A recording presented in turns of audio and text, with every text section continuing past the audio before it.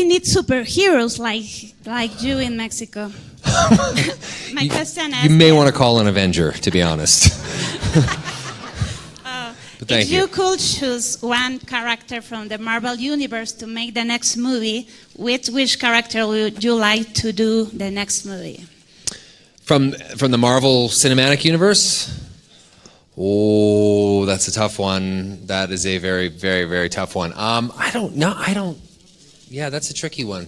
I think I probably want to do something with some of the Guardians of the Galaxy stuff, because I just like the sci-fi element. That's kind of fun.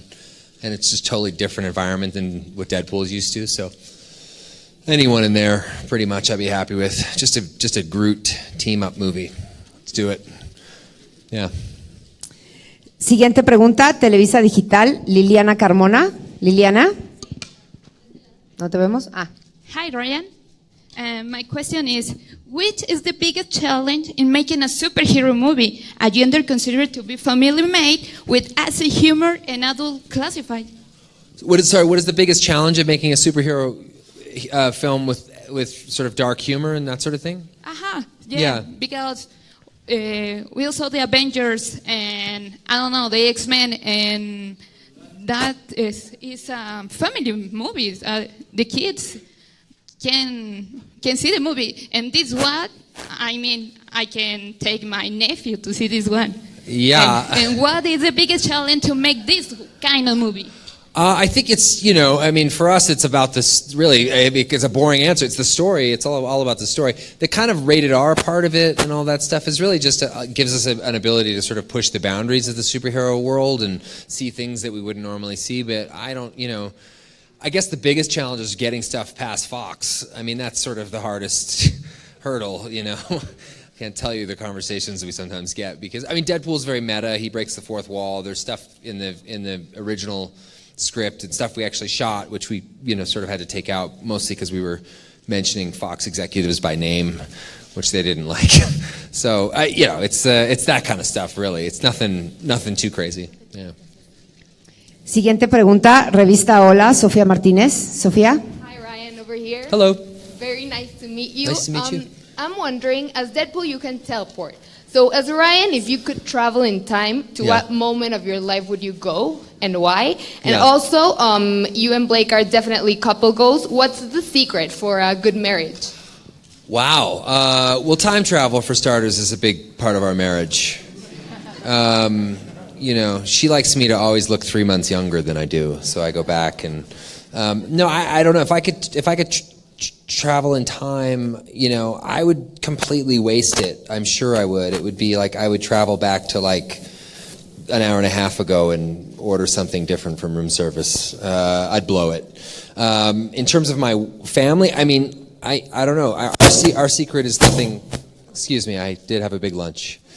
Our secret is nothing crazy. It's just we spend time together. We prioritize our family. We don't usually work at the same time, which is an obscene luxury to have because a lot of people don't have that ability. But our jobs are weird because I, might be shooting in Czechoslovakia or the Czech Republic while she's shooting in, San Francisco or something. So it can be a little bit challenging. So that we don't work at the same time, which is sort of how we do it. It works for us, yeah. Yeah, you're welcome. Siguiente pregunta, Reporte Índigo, Hidalgo Neira. Hi, Ryan. Hello. Good afternoon. Hi, good afternoon. You are messing around with everyone in this movie, with Disney, with DC, with Marvel, with everyone. Yeah. But you are forgetting the person of the moment, Donald Trump. Why you are not messing with him? And also, if you can talk about the budget. Thanks. Yeah. Well, look, you can make jokes about Donald Trump, but Donald Trump makes the best jokes about Donald Trump. So I don't, it's not, to me, that's not even fun. I don't find that fun or funny or, yeah. So I think that's kind of like low-hanging fruit, and trust me, Deadpool's fine with low-hanging fruit, but, that one, I don't think, there's so many crazy things that happen in a 24-hour news cycle. If you're going to commit to a movie that you hope is watched again in 5-10 years, are they really going to remember, the hand-holding thing with the, president of France. I don't know. It just seems sort of silly. But and the budget, the budget is interesting because we don't have the budget that the movies in the MCU have, nor do we have the budget that they use in the DC universe. So, but I think that's good because necessity is the mother of invention. And every time they take something away from us in terms of the budget, we're forced to rely on character as opposed to explosions and plot. And look, Deadpool's never going to be the guy that's trying to save the world. He doesn't necessarily represent, 2018's woke male. He represents a dysfunctional idiot who just wants to be a better person, and so he's immature and he's impetuous and, his goals are very short-sighted. He wants to save a kid. He doesn't want to save the planet, So our budget is sort of conducive to that, it makes it worthwhile for a studio to take a gamble on a rated R film like ours, that granted has mass appeal. I think that's been proven, but they still don't shower us. They still don't say, hey, yeah, just go to town. I mean, that's just not how Fox works ever. So a lot of stuff we have in the movie are favors, friends, call-in friends, cameos in the movie are all favors, like us making calls, just saying, please, can you come play with us for a few minutes, so, yeah. Thank you. Siguiente pregunta, Cine NT, Irving Torres. Hola Ryan. En un mundo donde los superhéroes están haciendo... Oh, 1 second. I have to... My acoustic pacemaker here. Okay, I think I've got this right. Go ahead. ¿Estamos? En un mundo en donde las películas de superhéroes se parecen regir por reglas muy estrictas, ¿qué tan divertido es para ti jugar con ellas, romperlas y ser demasiado fiel a tu estilo para crear un producto diferente, pero a la vez que es fiel a todo el mundo de los cómics? Okay, this is just playing Bruce Springsteen's Born to Run. So maybe you could translate for me? Couldn't hear. En un universo donde parece que las películas se rigen por reglas muy estrictas, ¿qué tan divertido es para él jugar con ellas, romperlas, para crear un superhéroe que es diferente y que tiene su propia personalidad? Okay, when you do a there we movie, you have very strict rules Yes. to make it. Yeah. No? How do you break these rules and you find it fun to do in Deadpool? Your question is that in Deadpool there are rules. There are very specific. In every movie, you have Oh. rules, specific rules Yes. to make a film. Yeah. But in Deadpool, if you break them, Yes. if you broke them, did you find it fun, or what? Oh, right. rules Yeah. Well, did you broke? I mean, Deadpool sort of, it's a magical character. For me, it's the thrill of a lifetime because you get to sort of break every rule that there is. I mean, you get to break the fourth wall.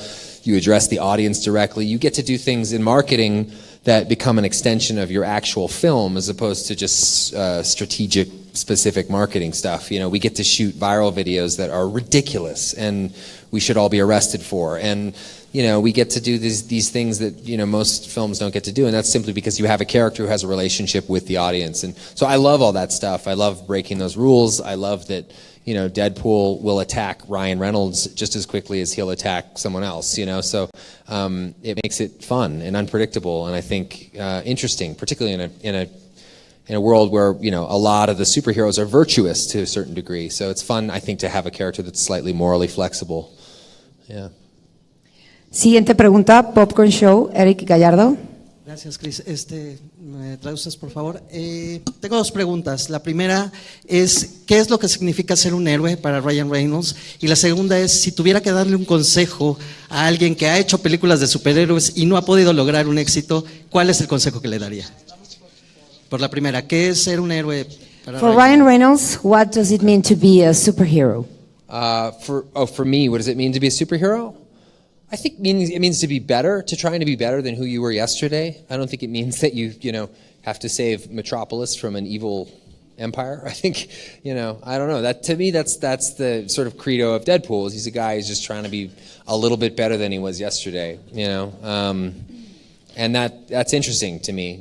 We're all sort of flawed and trying to be better, and we're all very complex. And I don't know. That's a superhero to me. And the second was, what do you tell an actor that wants to be a superhero but hasn't got it yet? Oh. What do you recommend to him to get to be a superhero? Oh, just wait, because everyone eventually plays one. So, yeah, just patience. Okay. Yeah. Siguiente pregunta, Empire, Alonso Noriega. Alonso. Hello, Ryan. Hi. Hello, Ryan. What do you think that Ryan Reynolds has left to the Deadpool legacy, and backwards? What does Deadpool has left to your life? Well, I mean, to give you a perfectly straight answer, Deadpool's been the great, probably one of the greatest privileges of my career. I mean, it's once in a while, I mean, in terms of what it's given to me, you know, once in a while we see that the long game can pay off, you know, and persistence can pay off. And I spent, you know, 10 years trying to get the movie made before they even considered the first one. And then, you know, then it's a crazy moment in your life where they basically say, you know, they spent 10 years sort of saying, I don't think we want to make this. And then they say, okay, you need to make a sequel now and you have 8 months, go. You know, so that's a strange position to be in, but for me, it's been a huge privilege. You know, I mean, the cornerstone of all of this is that the fans got this movie made, not me, not anybody else. I just waited around and hoped that something like that would happen. But you know, the studio gave us a tiny bit of money to make an experimental little test footage, and that test footage, you know, accidentally leaked onto the internet, and the internet spoke loudly and helped get this movie made. And so in a way it's theirs. They're the authors of this journey that we're on, and it's kind of awesome. And it doesn't usually happen that way. And so I'm really grateful to, you know, everybody, every single person who made their voice heard to get this made. Yeah. Siguiente pregunta, Cinepolis Click, Nayeli Hernández. Nayeli. Hello, Ryan, over here. Hi. Sorry, I was distracted by his shirt. Oh. It's amazing. It's nice. Sorry, go on. How are you? I'm very well. How are you? Is that heavy or is it okay? You're It's okay? really heavy. Okay, good. I'm shaking. It does look, yeah, wow. If you can, well, Yeah. nothing. I want to know an easy one. Okay. What Deadpool thinks of Ryan Reynolds? And after that, can you invite your fans to watch Deadpool in Cinepolis Click? Oh, yes. Well, I would love anyone and everyone to come see Deadpool, especially Deadpool 2. What does Deadpool think of Ryan Reynolds? This is something we decided early on. We decided this back in the first movie, but you don't really see it come to fruition as much until this movie. But I kind of think it's funny, and I enjoy the fact that Deadpool sort of hates Ryan Reynolds. So I assume many of you here have seen Deadpool 2 now. You can see that that's pretty evident in the movie as well. But so I don't think Deadpool's the biggest Ryan Reynolds fan, which I think is sort of hilarious, because most of what Deadpool's going through is sort of self-loathing anyway, and I think I'm kind of self-loathing, and I sort of filter my pain through the prism of humor, and so does Deadpool. So I don't know. I think we're too similar, so we just would never get along. Yeah. Siguiente pregunta, Unicable, Cristian Pedraza. Oh, hello. Over here. Welcome to Mexico, and I have 2 questions. The first one is the female characters in the movie. They are very strong. They are in charge. They don't need to be saved by Deadpool. Sometimes they save the Deadpool. So I want to know if this movie was inspired by the Me Too and Time's Up movements. If not, do you think this movie can help those movements to go further on the silver screen? And the second one, do you like to see Blake Lively as a superhero in a movie? Which one will it be? Oh, nice. I'll answer your second one first. Yes, I would love to see her as a She is a superhero. She does amazing things. She's such a big part of Deadpool too. You know, she's one of the many voices that helps author Deadpool. The first one was that yes, there's strong female characters in Deadpool, and there should be strong female characters in Deadpool, and I just sort of say, so what? Of course there are. It should be completely normalized. I don't think it needs to be something that we pat ourselves on the back for, or, you know, there's a gay couple in Deadpool too as well. Again, like, big deal. It just should. That's life. These are representations of life, and I think that that's important. And so Yeah, I don't know if what is happening in the movie is I don't think it's in reaction at all to Me Too or Time's Up. Those we'd already completed most of our filming by the time that sort of movement, and justly so, began in Hollywood and all over the world. So no, but I don't think it's a statement. I just think it should be normalized as much as possible. You know, I don't know. I don't think it needs to be special or anything like that, or, you know, for me, it should be just every superhero movie should have a nice mix of everybody. You should have a chance for everybody to have themselves represented on screen in a pretty awesome way. So, yeah. Thank you. Siguiente pregunta, Cinemex, Daniela García. Dani. Hola. Hi. Hi. How I are speak you? English. It's such a thrill to meet you in person. Oh, thanks. Sorry, my heart's beating really fast. That's okay. Take a deep breath. We're not in a rush. It's all good. Okay. I wanted to ask you being such a big actor, what advice would you give to young people who want to be actors like you? Gosh, you know, I think to do it, for starters, you know, like when you meet directors like Steven Spielberg, or you meet these amazing directors that, you know, that have spent, like Martin Scorsese, they've always made movies. Like, even if it was at home on an 8mm camera, they've always made movies. And for people that want to be actors, do it. You know, you just find ways to do it in your local community, your theater, all those things. And then once you get a piece of that, you really have to work hard. You know, I mean, luck will get you in the door sometimes, but luck will not sustain you. You have to work really hard, and you have to, you know, be engaged, and you got to be a nice person. I know that that's sort of overlooked by a lot of people, but it helps a shit ton if you're a nice person. You know, like, I just really can't emphasize that enough, because you go through ups and downs and peaks and valleys, and, you know, if you leave a good impression, and if you walk away as a professional and people respect how you are on set, you know, they help you back up if you need the help back up. So when I was younger, I told the story earlier, but when I was younger, I met I was working on a TV show called Two Guys, a Girl, and a Pizza Place, and I had just come from Canada, and I was nervous and scared. I was in America, and it was a big cultural shock for me. I know it doesn't seem like much because Canada is close, you know, but I mean, there's a significant cultural gap there.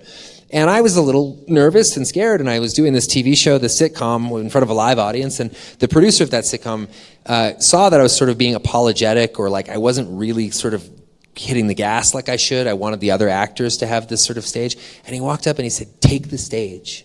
Just take the stage." And I didn't really know what he meant. He said, "Just own it. Get out there and own it." And I ended up, that was what changed my whole career, that one moment. And I went out there and I just owned it. I just took the stage, and I wasn't worried about overshadowing somebody else, or I wasn't worried about, because that's not what I was doing. I was just being the best I could be, and I took that advice with me through my whole, you know, the next 23 years of this crazy journey. And that was the best advice I ever got, was just to take the stage, you know, because I had a tendency to apologize for what I could do, and that's not what we should do. Yeah. So. Thank you. Yeah. Siguiente pregunta, TVC, Emanuel Romero. Emanuel. Hi. Hi, Ryan. Nice to meet you. Nice to meet you. Welcome to Mexico. Thank you. Ryan, the master James Cameron said like 3 or 2 days ago, guys, it's okay, superhero movies, but we need to tell another kind of stories. What do you think about it? I missed the beginning of that. What was that? The master James Cameron said like 2 or 3 days ago. James Cameron. Yeah, James Yes. Cameron. Yeah. It's okay with superhero movies, but we need to tell another kind of stories. What do you think about it? Well, I don't agree or disagree. I think James Cameron has proven himself to be one of the great filmmakers of several generations, and I think he could, you know, he has a right to sort of speak his mind, you know, as much as anyone else has a right to sort of disagree. Yeah, I don't know. I'm all for more stories, different types of stories. You know, I don't know. It's yeah. I think he's probably right to some degree. And then also, I don't know. I mean, he's making 4 movies in a row of one character or one world. So I don't know. Maybe he wants more room for those characters. I'm not really sure. But James Cameron's a genius. So I would tend, my instinct would be to listen to what he has to say and respect it. I don't, you know, but that's not something I have a fully formed opinion on. I think, yeah, we should always have more stories, different kinds of stories. Yeah. Siguiente pregunta, Caras, Alejandra Morón. ¿Vale?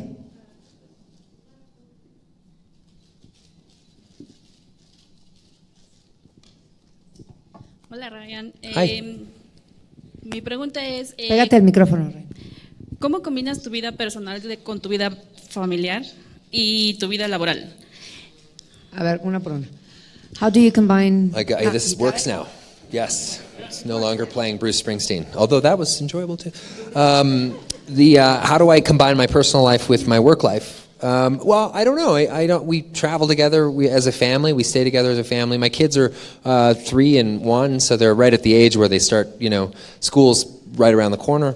So at some point, we're going to have to make some hard decisions and stay home, to give them some stability. We just all travel together. It's so far it's worked out really well. My kids have been able to see parts of the world, like they've seen more of the world in their short lifespan already than I had ever seen until I was 25, 26. So it's kind of fun. Yeah. What are you afraid of? What am I afraid of? Ryan, yeah. Oh wow! What am I afraid of? Gosh, I don't know. I'm certainly afraid of spiders. I mean, that's one thing that I'm not. I don't think anybody here likes spiders. I'm afraid of sleeping outside in the dark in Australia.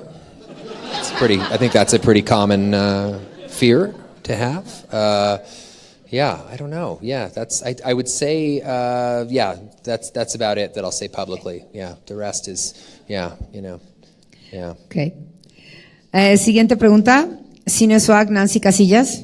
Hi, Ryan. Nancy, Here. ¿te puedes parar? Hi.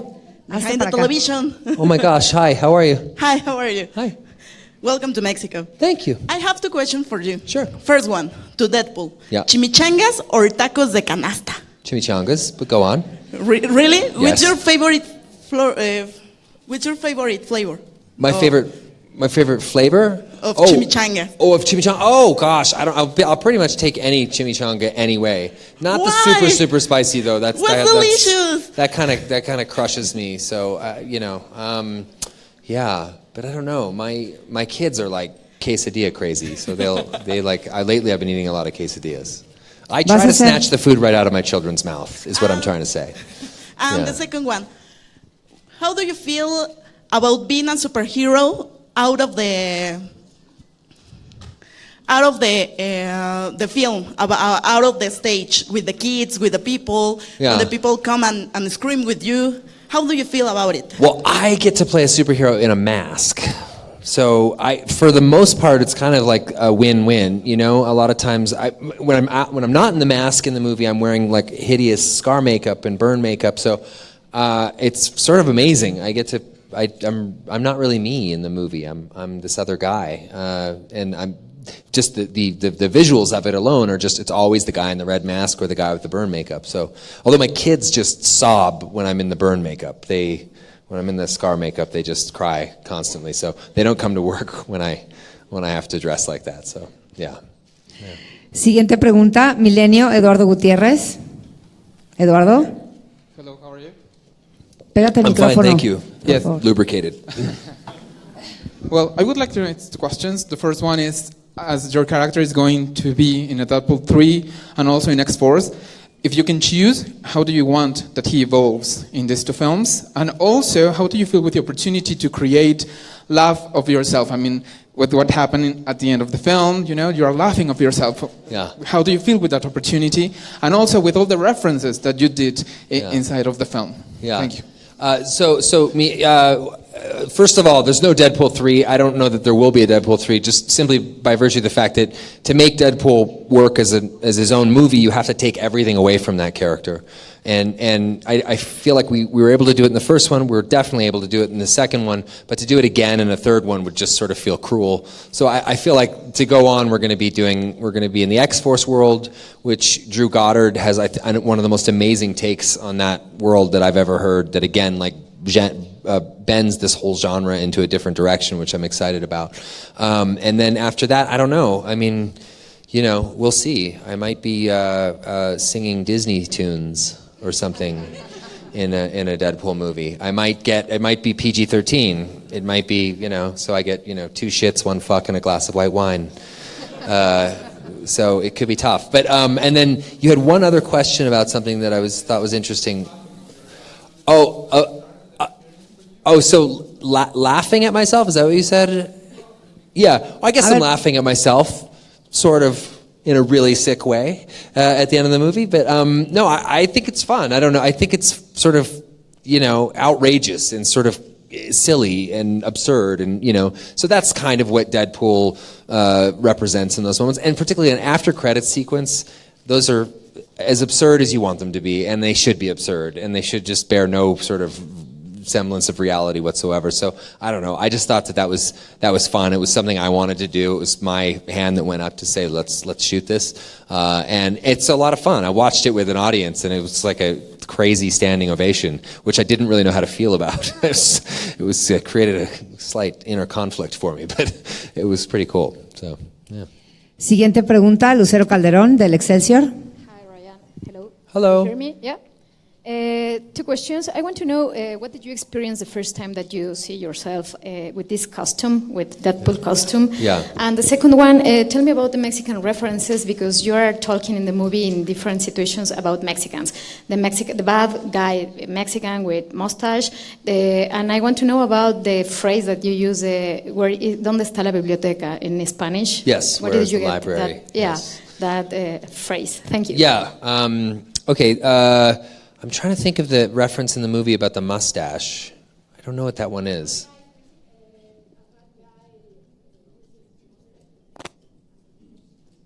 No te oyes, Lucero. Te paras, por favor. Y I don't know what that is. No te oímos nada. ¿Le pueden dar un micrófono a Lucero, por favor? I don't know what that is. No le oímos.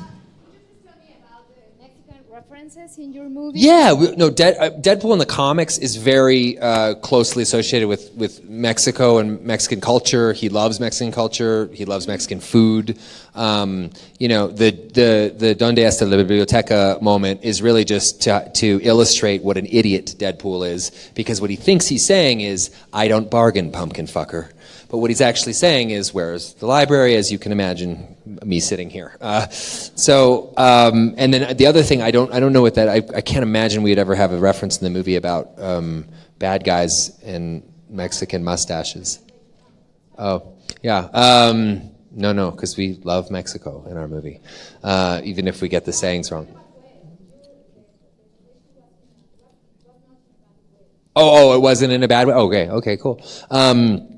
Yeah, I don't know. It's we just sort of love that. That was actually a piece that was in Deadpool 1 that we never used, and we wanted to put it in. So just the fact that Deadpool, took 8th grade Spanish and therefore thinks he's an expert on both Mexican culture and Spanish. So, yeah. Oh, the first time I saw the costume, it was traumatizing. I just thought, this is ridiculous, and I don't know how to do this, and I should quit. Because I really did. I remember going home to my wife and just saying, like, I'm wearing a gigantic red body condom for the whole movie. Like, how am I supposed to do this without just coming off like a complete idiot? And she sort of said, you just got to own it. You just got to own it. You got to make it work. So I did this thing where I spent a few days with a camera crew, or a tiny camera crew up in Vancouver, and I just said the lines as crazily and wildly as I could, and somehow this sort of character pushes through the mask. And then once I saw that footage back, I thought, okay, I can do this. This is how this will work, And then we met with Weta, who's a company that animates the mask just ever so slightly, and that's also been a sort of secret weapon for us as well. But really, it pushes through the mask. You can push through the mask. I just have to be bigger when I'm under the mask. So yeah. So it ended up being great, but at first it was just trauma. Yeah. Siguiente pregunta, Ricardo Manjarres de Ventaneando. Ricardo. Hello. Here. How are you? Hi. Good. Thanks. How are you?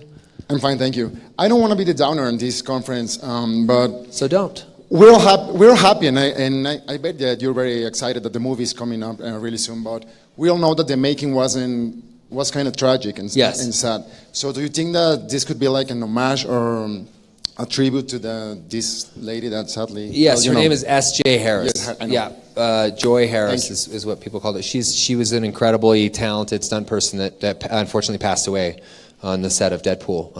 And it was, nobody on earth should ever lose their life on a film set, and it just should never happen.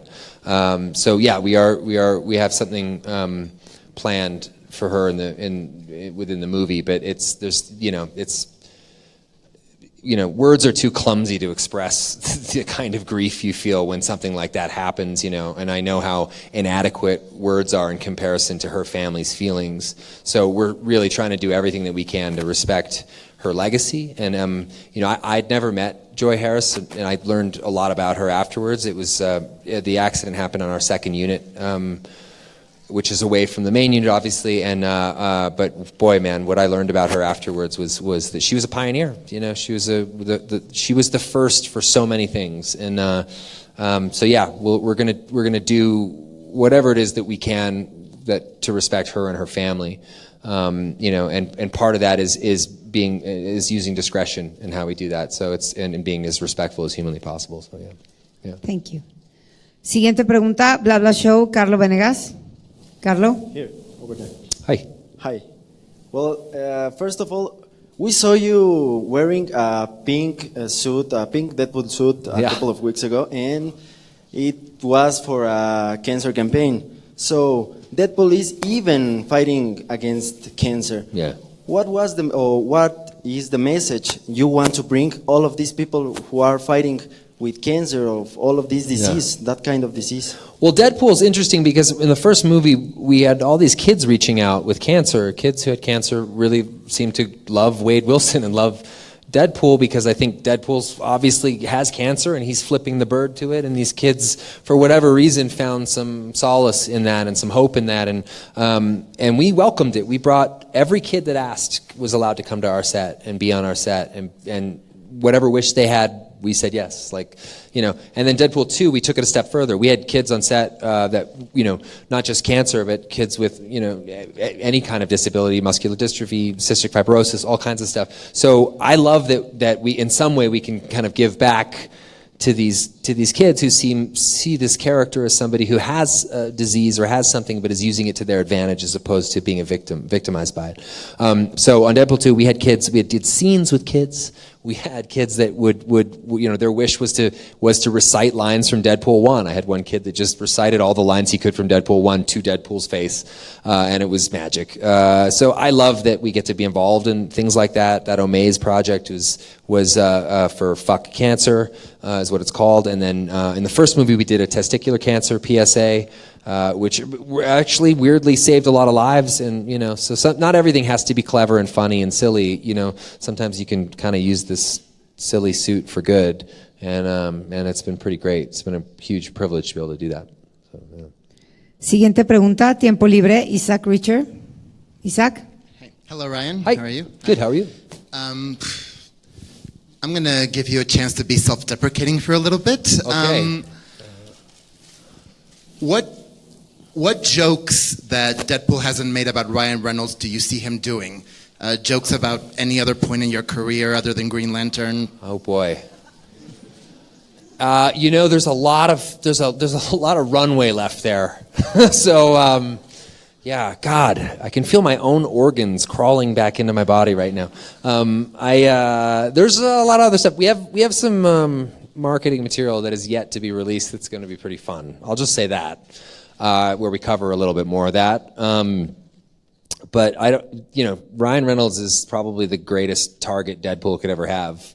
Partly because he can take it, and partly because he deserves it. But also it's just so weird and meta and so much fun for me. I don't know. I don't know. That's always been my strength in my career, in my life, is just being able to kind of take the piss out of myself, which is a weird way to kind of use people's energy against them, like judo. So I don't know. If you can laugh at yourself, no one can hurt you. So, yeah. Exactly. Siguiente pregunta, código Nicolás Ruiz. Nicolás? Hi. Do you hear me? Yeah. Oh yes, okay. I hear you. So when do you ever miss like this handsome avocado face and that sexy ass red suit when you leave Deadpool behind and you become like just Ryan Reynolds? Yeah, I don't miss the suit is not like like, it doesn't feel like wearing a lazy boy sofa or anything, but it's a privilege to wear it. But no, I don't miss it so much because Deadpool sort of is like a year-round job. It doesn't sort of stop. When we finished Deadpool 1, we were right into Deadpool 2. So I don't really even get to make other films. I haven't really made another film in a long time, so it's unless it's like a short thing I can kind of get in and out on. So yeah, I miss it. I miss that freedom. When I put that suit on, I kind of become a different person and just sort of, I don't know. I feel really, really free in it. So it's strange, but yeah, it's also nice to take it off and give it a break. Yeah. Thing just about have you ever taken it out for a gala or picking up your kids or doing a press tour in Mexico going to eat tacos? Yeah, I should. I've done some trick-or-treating with it. I do have one at home that I stole, which I have no problem admitting to because I waited 10 years to do the movie. If you want the suit back, come and fucking take it, no, I did some trick-or-treating with it, but otherwise, no, it's not easy to get on, it's like 25 minutes, 30 minutes just to get that sucker on, and then you're just overheating the whole time, and I can't actually get the mask off without help. So my worst fear, I have two terrible fears about the mask. One is throwing up inside the mask. And the other one is just somehow being left to die in the mask. The guy that comes to help me, Art, his name is Art, to take the mask off just somehow disappears at the end of the day and I'm left to die in the mask. That's my other fear, is just because I can just see the coroner at the hospital just going, Deadpool. They should have made a fucking Velcro mask. Why did they zip this? I don't get it. Yeah, so, yeah. Siguiente pregunta, clásico de MX, Mirna Calzada. Hi, Ryan. Hi, Mirna Calzada. I have a question. You see, all the teenagers, or ever since they're little kids, they figure superheroes are role models, and most of them grow up to be their role models when they feel like a little outcast, or they feel like little misfit between what would be the bunch. No? Now there's a lot of gun violence, and there's a lot of violence between teenagers because they feel outcasting may turn out to be the perfect way to prove out and shoot everyone because they're just angry. And I think they would be a very interesting thing for them to know that superheroes get to be a metaphor, and guns or violence are also a metaphor of other kind of superpowers. So what would be your message for these kids and for kids all over the world would be? I think, I sort of have always thought, the filming and the movie stuff aside, I think that, there's great value in dialogue, and I think that, we don't teach kids how to speak to one another. I think they don't teach empathy in school, and I really do believe that if they taught empathy in school at a young age, it would change the world. I think young kids don't understand the concept of it, and why would they if they're not taught it or if it's not emphasized in schools or anywhere else? I really do think that one word, empathy, is it would unlock so much on this planet. And so yeah, I think changing the way we teach kids is one thing that I think would be really beneficial, and also just allowing kids to be different and allowing kids to feel things that they we're still catching up to our most idealistic versions of ourselves, and it takes a long time. It takes a generation to just sort of move that needle a little bit. So I don't know. I meet lots of kids, and I get to talk to lots of kids, and I see how they don't really feel seen, and that's sort of, so for me, I think it's empathy. I would love to. There's something in New York called the Empathy Project, which I really think is amazing, and it's a group of artists together that are sort of forwarding that message and that idea through schooling and through short films and all kinds of stuff, and I'd love to see that become something more mainstream. So. About gun control? I mean, I grew up in Canada, so the fact that you can go into a store and buy a gun, to me is just as alien as, just being able to just also go to Walmart and purchase a UFO. I don't know. That just seems kind of insane to me. So, yeah, I mean, I don't make any bones about that. I'm happy to see some more gun control in place, certainly in the United States, and But where I grew up, there was guns were used for hunting, and I think that was largely it. There really aren't there isn't really access. So, yeah. Siguiente pregunta, Vix, Gabriela Nava. Gaby. Hi, Ryan. Hi.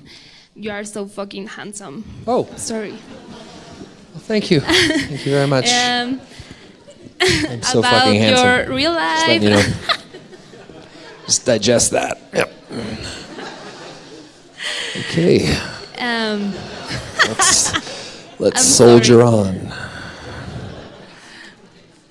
About your real life, your wife, and Blake is so handsome too. She's very handsome. Hot. Can you give me 5 tips to troll, to make jokes to your love without getting divorced? 5 tips? 3. 3 tips? Yeah, 3. To troll the person you love without getting divorced? Yeah. How do you do that? I don't think that's possible. I don't know. Yeah, that's a tricky one. I recommend just don't troll the person you love. I think just love them, Just be like, wake up each morning and say, sorry, I'm not going to troll you today because I love you. I think that would work. That would be pretty special. Yeah, that's my advice. But what do I know? I troll my wife all the time. So, yeah. Ok, última pregunta, chicos. La revista Esquire, Alejandro Antunes. Alejandro? Okay. Hello, Ryan. Hello. I want to ask you a question as a viewer, as a moviegoer. What do you think it's the factor that has made Deadpool so lovable by the people? What makes him lovable by the people? Yeah, the factor. You as a moviegoer, as a viewer.